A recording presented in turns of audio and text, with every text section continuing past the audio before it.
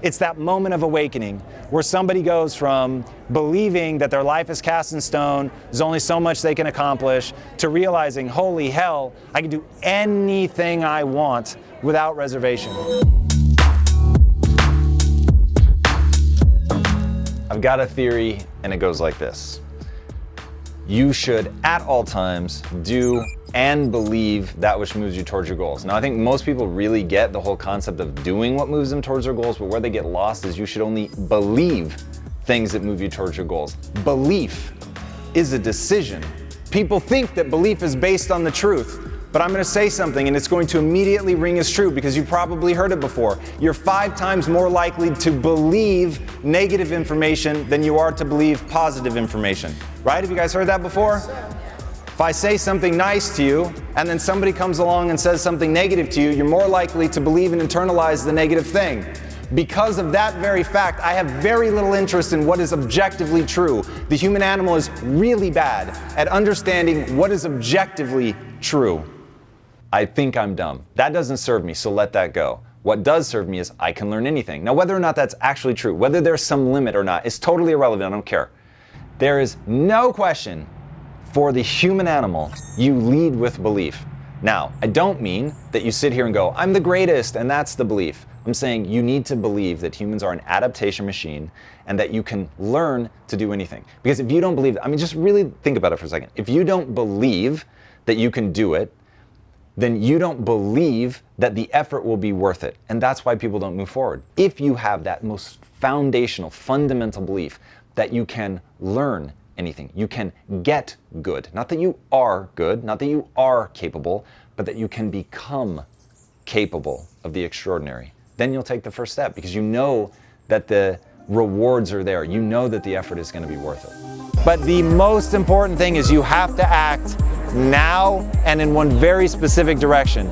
The temptation is always to think, to pontificate, to plan, strategize, but at the end of the day, you've got to actually take action and go out and do something. No amount of thinking is ever going to solve the problem. Only encountering it will. If you want to know if you should dance, go dance, right? Don't think about it.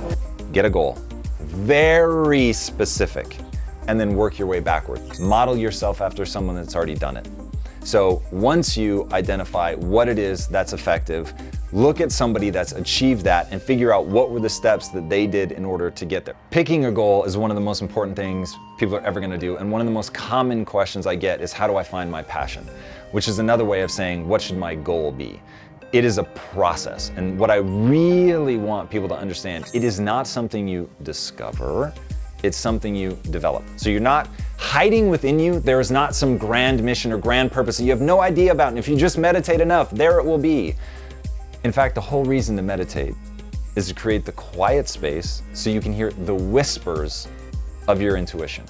It's that. It's a quiet voice. It's a, I find that interesting. It's, I want to try that. That's how this starts. And then only through encountering it, only through engaging with it, only in trying it and getting out there and practicing and seeing if that interest turns into a fascination. And then if that fascination is captivating enough that you really want to get great at it. I would say the goal, if it's true to you, it is that thing that is your mission in life. You've developed it over time. It started as an interest. It turned into a fascination. It ultimately became a passion through the real acquisition of skills and gaining mastery. If it's true to that and it is you following your bliss, then changing that, that wouldn't even make sense. That is the thing that makes you feel alive. It is the thing that you've spent a very long time falling in love with, through the process of falling in love.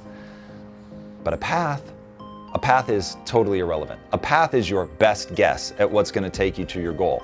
But as you move, if you realize that that path isn't working, that there's a better path, switch instantly. And that's people need to really understand that difference between something that is the goal in and of itself and something that is merely your best guess at how you're going to get there. So whether you grit or quit, as they say, the grit comes down to the end goal. The quit, if it's a path that's not working, discard it, move on to the next one.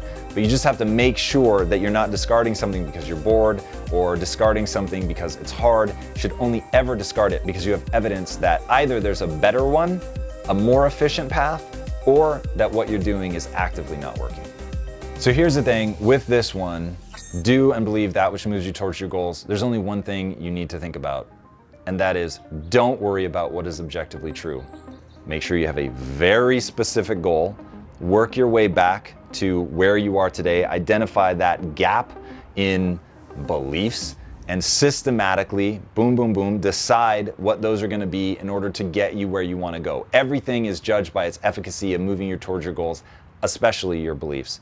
So think about the things that you need to believe in order to take that first step, in order to get you moving, because it's the moving, the doing that ultimately is going to get you where you want to go. So starting at that most foundational level of believing that it's possible.